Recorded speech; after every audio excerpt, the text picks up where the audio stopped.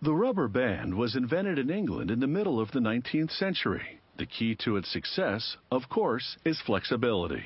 A rubber band can be stretched around items of various shapes and sizes to hold them together. So in the rubber band industry, the possibilities for expansion are numerous.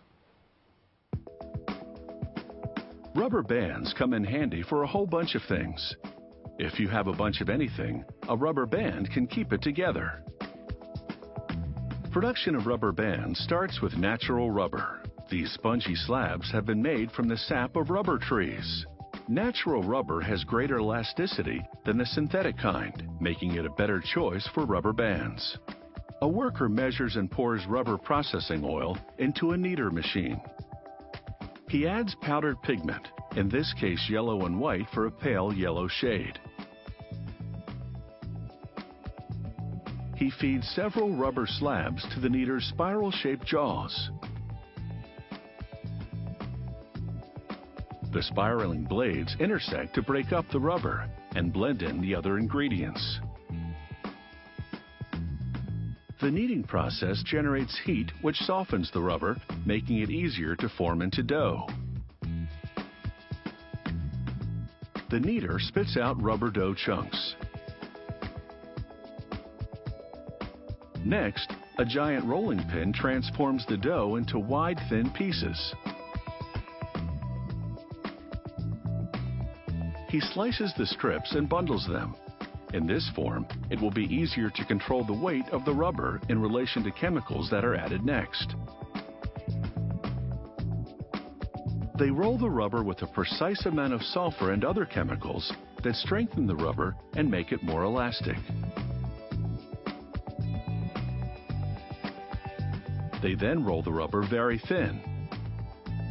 A worker twists and cuts it into small bundles that fit into the opening of an extruding machine.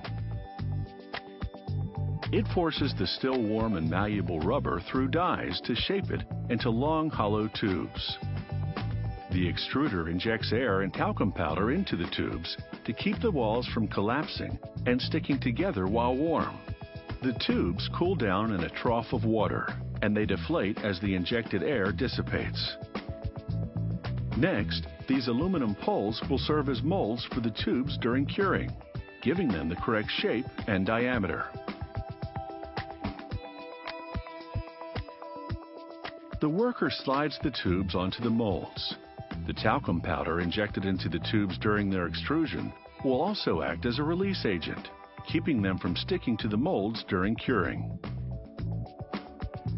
They load the tubes into a steam oven, and the intense heat vulcanizes the rubber to boost its tensile strength and elasticity.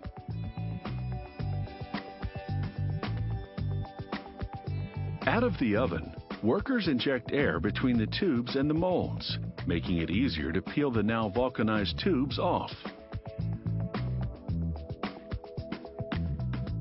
They rinse the rubber tubes to remove talcum powder residue. There's so much that the water turns milky white. They hang the rubber tubes to drain away some of the water. By the time they're ready to cut, they're a bit too dry, so a worker splashes water onto them. With the tubes moistened, the next operation will run more smoothly.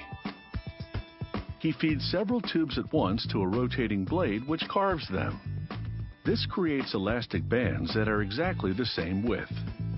In this case, that's 1.5 millimeters, an average thickness for a rubber band. With this system, they can cut 500,000 rubber bands in an hour.